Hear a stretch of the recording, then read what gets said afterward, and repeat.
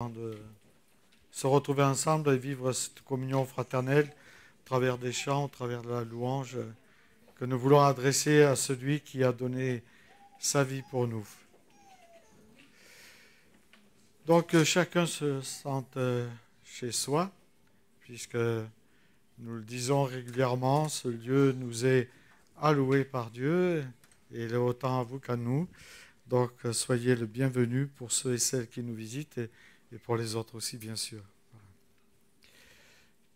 Donc, il y a à peu près 2000 ans, un homme rentrait de promenade avec son fils qui s'appelait Matthieu. Et justement, en arrivant dans sa maison, il découvrit au pas de la porte un petit nourrisson, deux petits nourrissons, pardon, extrêmement frêles et amaigris, qui étaient abandonnés là. Donc l'homme fut pris d'une grande compassion et justement décida de recueillir ses enfants et de les adopter comme si c'était les siens. Il leur donna un nom, un prénom plutôt, un qui s'appelait Jérôme et l'autre Pierre. Et les années passèrent et les enfants grandirent dans un foyer empreint d'une grande affection, avec un énorme amour de la part de ce père. Ce père les considérait comme ses propres fils. Il leur prodiguait le même amour qu'à son fils légitime, on va dire, Matthieu. Mais un jour, au cours d'une promenade d'un soir avec son fils Matthieu, il fut violemment agressé par des inconnus. Il a été battu à mort et il se combat, malheureusement, à ses blessures. Cette disparition plongea les enfants adoptifs, qui étaient âgés alors de 18 ans, dans une profonde douleur. Et après les funérailles, Jérôme était submergé de colère et il accusa le fils Matthieu d'être quelque part à l'origine, ou plutôt responsable du drame, de n'avoir pu protéger son père. Tandis que l'autre, Pierre, était plus lucide. Il comprit que son demi-frère n'y était pour rien. Et je ferai lecture de deux passages. Le premier, c'est dans le livre d'Amos, le prophète Amos, un des petits prophètes qu'on appelle, puisque leur message est assez court, mais très percutant. Amos, chapitre 9, verset 11, il est dit « Ce jour-là, je relèverai de sa chute la cabane de David, ou on pourrait dire la maison de Jérusalem. Je réparerai ses brèches. Ce jour-là, je la redresserai des surines et je la reconstruirai comme elle était autrefois. Alors, ils posséderont le reste des dons et toutes les nations appelées de mon nom déclarera l'Éternel, celui qui fait tout cela. Donc je les ramènerai dans leur pays. » Un autre passage, je vais lire dans Romains, mais il faudrait lire Romains à partir de 9 jusqu'au verset 11, mais je ne vais pas lire tous ces deux chapitres, mais une partie pour nous faire entrer dans le contexte de l'histoire. Donc c'est l'apôtre Paul qui s'adresse à cette église de Rome et qui dit cela. « Je demande donc à Dieu, est-ce qu'il aurait rejeté son peuple ? Mais certainement pas. En effet, je suis moi-même israélite, de la descendance d'Abraham, de la tribu de Benjamin. Dieu n'a pas rejeté son peuple, qu'il a choisi ou connu d'avance. Rappelez-vous ce que dit l'Écriture. Rappelez-vous ce que rapporte Élie, quand le prophète adresse à Dieu cette plainte contre Israël et qui dit « Seigneur, ils ont tué tous tes prophètes, ils ont démoli tes autels, moi seul, je suis resté. Et ils cherchent à me tuer, à m'ôter la vie. » Mais quelle réponse Dieu lui donna-t-il ? je me suis réservé 7000 hommes qui n'ont pas plié les genoux devant le dieu Baal. De même, dans le temps présent, aussi il y a un reste conformément à l'élection de la grâce. Or, si c'est par grâce ou bonté, suivant les versions, ce n'est plus par les œuvres, autrement la grâce n'est plus une grâce. Et si c'est par les œuvres, ce n'est plus une grâce, autrement l'œuvre n'est plus une œuvre. Que s'est-il donc passé?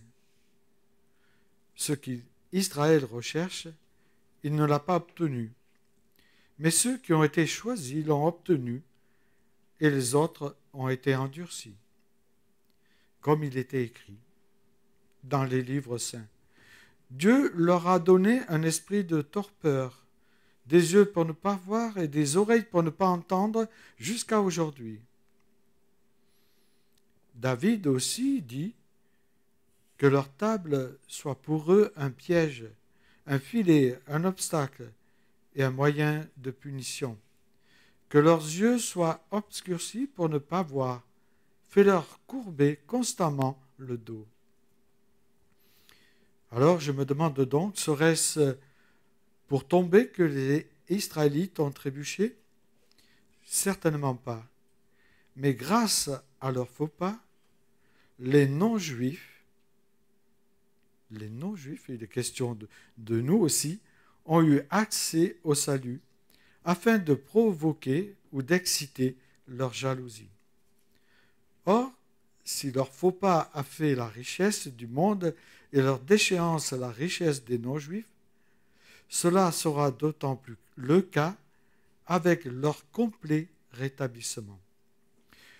Je vous le dis, à vous qui êtes d'origine juive, en tant qu'apôtre des non-juifs, je me montre fier de mon ministère, afin, si possible, de provoquer ou de rendre la jalousie de mon peuple et d'en sauver quelques-uns.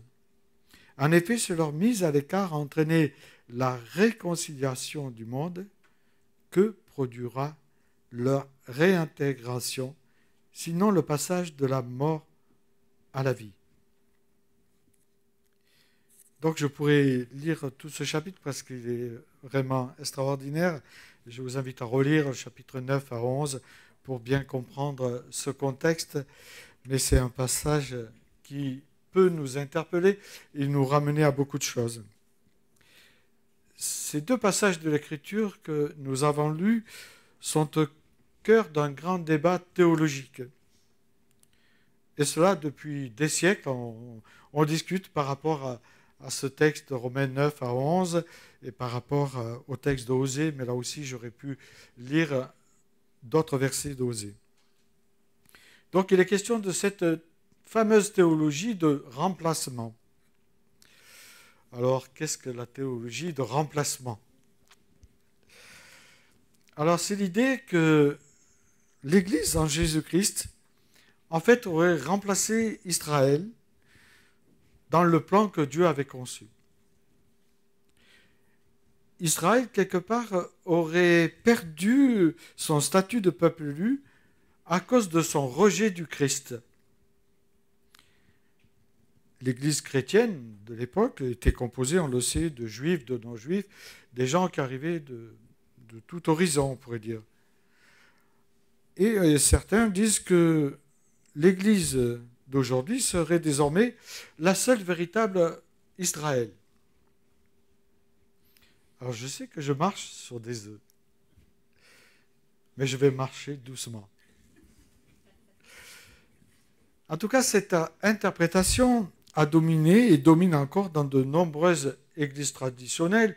On peut penser aux églises catholiques, aux églises orthodoxes, aux églises protestantes historiques aussi. On peut dire aujourd'hui que ça se divise en trois grands points de vue dans nos milieux évangéliques. Il y a cette position qu'on appelle théa, la théologie de l'alliance.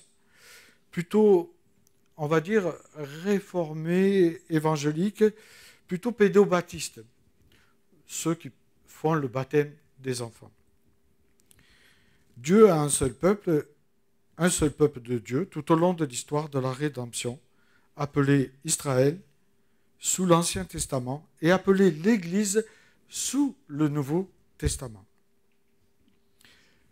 Et puis, une autre pensée, la pensée TNA, qu'on appelle théologie de la Nouvelle Alliance, plutôt tendance, on va dire, baptiste, évangélique, voilà.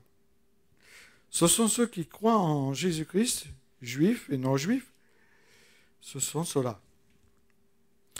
Et puis la troisième pensée, la pensée dispensationaliste, cette pensée TD qu'on appelle les théologiens dispensationalistes, ont tendance à avoir une vision un peu différente, plutôt particulière, des rôles et des destinées parallèles, mais distinctes d'Israël et de l'Église chrétienne, avec une séparation prudente entre ce qui est adressé à Israël et ce qui est adressé à l'Église. Et puis il parle du règne de 1000 ans, mais je ne vais pas m'attarder là-dessus. Parce que déjà, ça crée des tensions, tout ça. Mais ce n'est pas le but, puisque Dieu veut et nous appelle à être unis. Donc, il faut réfléchir comment on peut justement associer les choses. Pour ma part, mon premier objectif n'est pas de désigner ni de débattre là-dessus sur qui serait aujourd'hui la véritable Église du Seigneur, mais de montrer que la prédication de la théorie du remplacement a contribué déjà, il y a 2000 ans, à faire naître l'antisémitisme. Et j'ai des courriers qui sont assez intéressants, que j'ai relevés dans un petit livret. Autrement dit, on pourrait dire une haine à l'égard des Juifs dont son origine apparaît avec violence déjà au IIe siècle de l'Église. Par qui cela a été véhiculé? On peut se poser la question. En tout cas, moi, je me suis posé la question. Et c'est pour ça que j'aime bien aller au fond des choses pour mieux comprendre et pouvoir mieux me positionner. Et donc, c'est assez intéressant quand on lit les pères de l'Église, Origène, donc c'est un grand érudit de l'époque, et je vais vous lire ce qu'il a écrit. Donc, je ne fais que rapporter ce qu'il a écrit.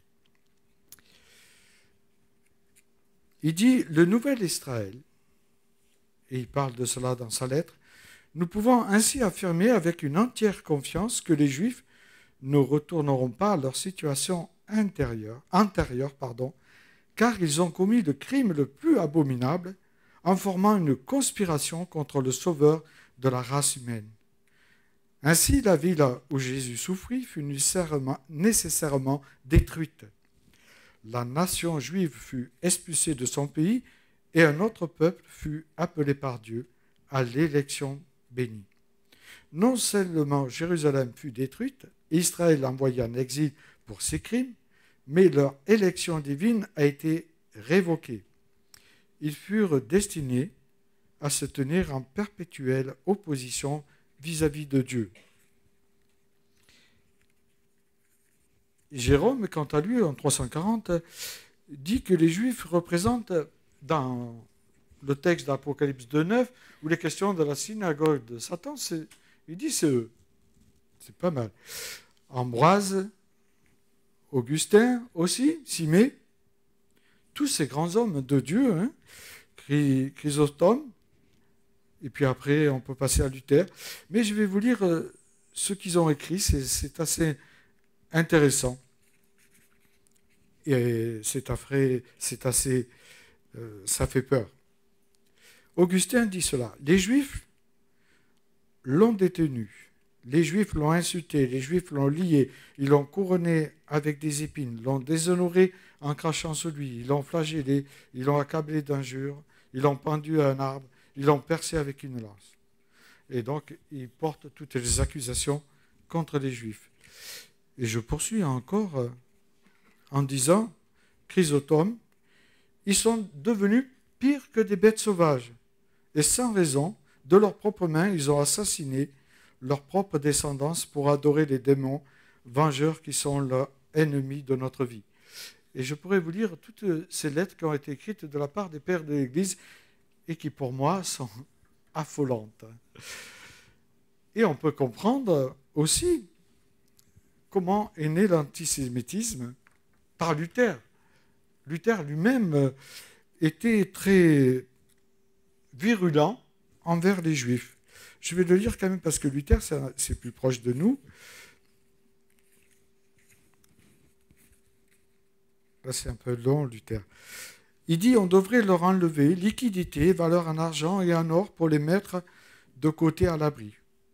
Que leur donne le fléau, la hache, la houche, la bêche, la quenouille et le fuseau aux Juifs jeunes et forts ainsi que Juifs. Nous devons retirer de notre système les os, retors et paresseux. Et donc, il y a toute une description sur les Juifs qui est assez affolante de la part de grands hommes de Dieu, comme on dit. Et tout à l'heure, il était question dans une prière qu'on n'était pas parfait, et je crois qu'ils étaient loin d'être parfaits, les pères de l'Église. Donc, voilà. C'est intéressant de voir comment l'antisémitisme peut naître, parce que même Hitler a dit qu'il ne faisait que reproduire ce que faisaient les pères de l'Église. Et c'est assez intéressant, c'est pour ça que Dieu était avec nous sur le ceinturon des incestes, et il disait, voilà.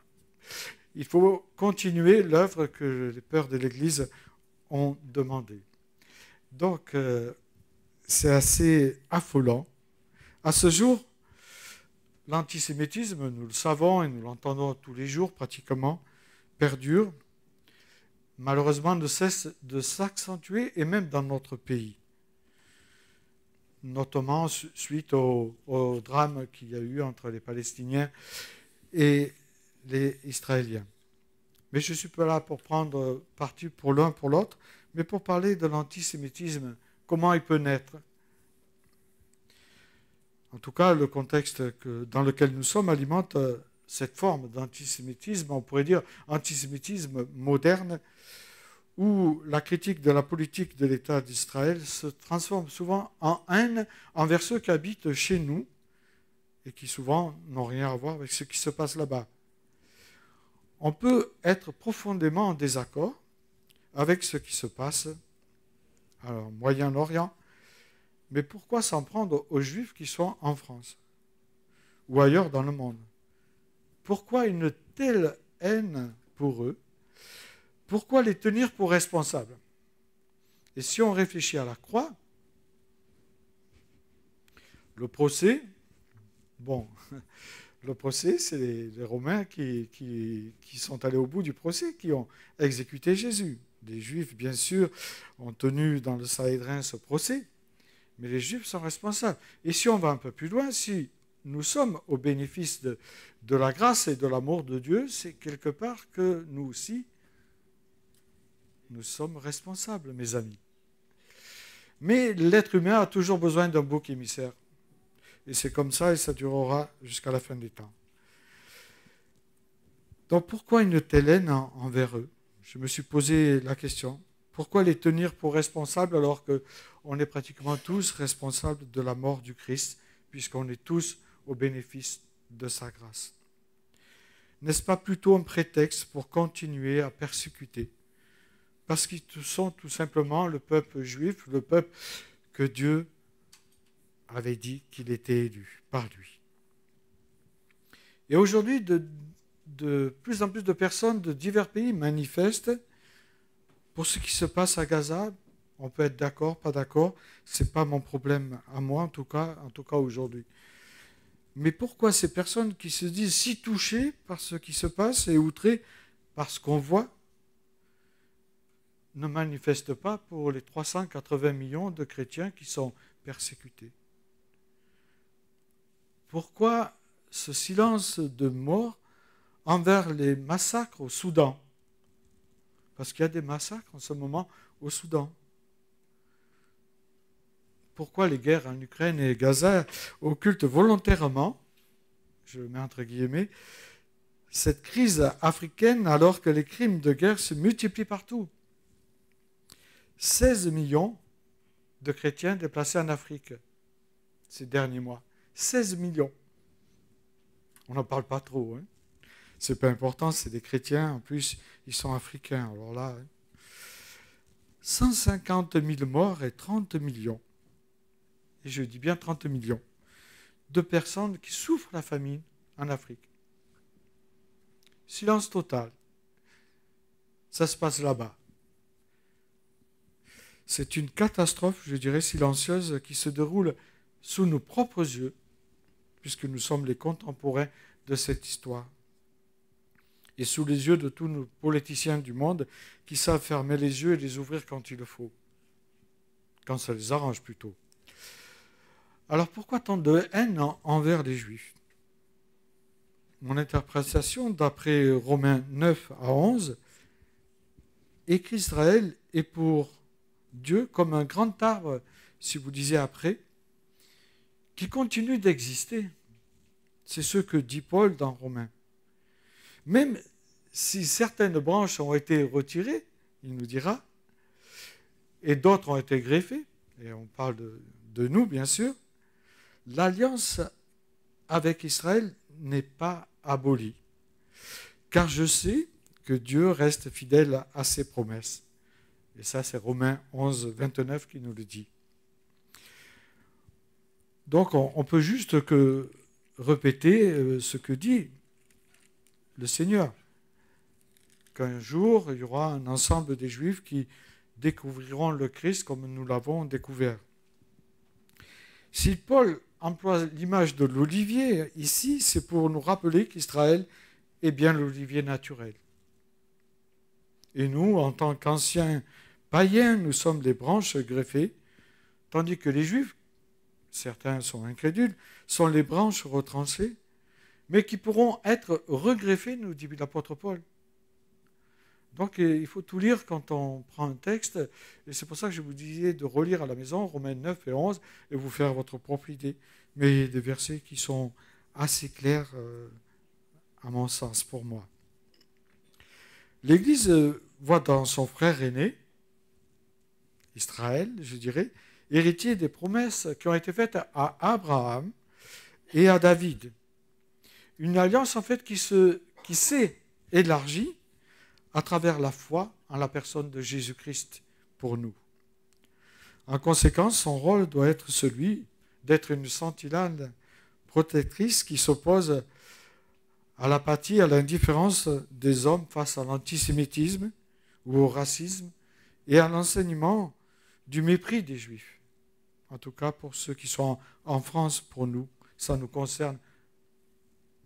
À ce jour, il y a plus de 70% des Juifs en France qui se disent avoir été victimes d'antisémitisme et aussi d'agression, pas seulement verbale. C'est pour cette raison qu'aucune tendance à l'antisémitisme ne doit être tolérée dans l'Église de Jésus-Christ, mais aussi en dehors de celle-ci. En résumé, nombreux sont les chrétiens qui pensent que l'alliance avec Israël est transmise aux chrétiens par Jésus, non pas en remplaçant Israël, mais en y étant greffé. Et relisez bien, Romains 9 à 11. Justement pour former un ensemble du peuple de Dieu. Ils disent que l'Église n'a pas remplacé Israël dans le plan de Dieu et qu'Israël n'a pas perdu son statut de peuple élu à cause de son rejet du Christ, mais que les branches naturelles, Israël, peuvent être regreffées. Et c'est ce qu'il est dit au verset 23 à 24. Très beau passage. Et au verset 29, il est dit, en effet, les dons et l'appel de Dieu sont irrévocables. Et ça devrait nous interpeller. En tout cas, moi, ça m'a interpellé. Israël n'a pas perdu son statut de peuple élu à cause du rejet du Christ, mais les branches naturelles, Israël, peuvent être regreffées, et je le crois. Pour eux, l'Église d'aujourd'hui, composée de juifs et de non-juifs, est désormais la seule véritable Israël. Pour ma part, je ne chercherai pas à désigner ni à définir qui serait la véritable Église aujourd'hui. Je ne veux pas m'attirer les foudres, mais j'ai ma petite idée. Et je ne vous la donnerai pas. Église aujourd'hui, mais plutôt a montré que dès lors que l'on a prêché la théorie du remplacement, l'antisémitisme a pris racine dans de nombreux pays du monde et malheureusement continue de se propager à travers des préjugés religieux, mais aussi dans des formes politiques, culturelles, sociales, qui ne font qu'alimenter la méfiance et amènent de plus en plus de violence et de rejet envers les Juifs. Je vous invite à prier. Seigneur notre Dieu, merci. Merci pour ta grâce. Merci pour ton amour. Merci pour ta patience à notre égard, mais à l'égard de ton peuple aussi. Tu es celui qui est venu nous chercher. Tu es celui qui a élu Israël. Tu es celui qui reviendra les chercher parce que tu ne peux révoquer ta promesse. Et merci de nous le rappeler au travers de ce magnifique chapitre 9 à 11, de nous rappeler que nous ne sommes pas les seuls.